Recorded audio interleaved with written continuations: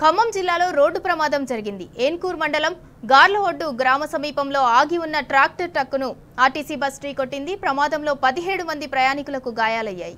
స్థానికులు క్షతగాత్రులను మెరుగైన చికిత్స కోసం ప్రభుత్వ ఆసుపత్రికి తరలించారు. మేము భద్రాచలం నుంచి 3 గంటలకు బయలుదేరాం సార్.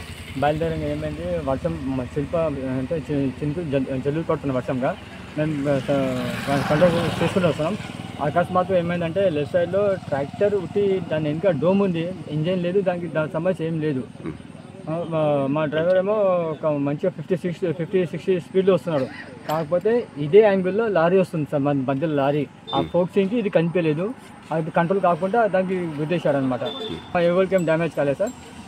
కాకపోతే కొద్దిగా నాకు తల కొద్దిగా పైన చిన్న దెబ్బ తగ్గింది సార్. మా డ్రైన్ పెట్టడం అంటే చాలా ఘోరంగా పరిస్థితి కదా.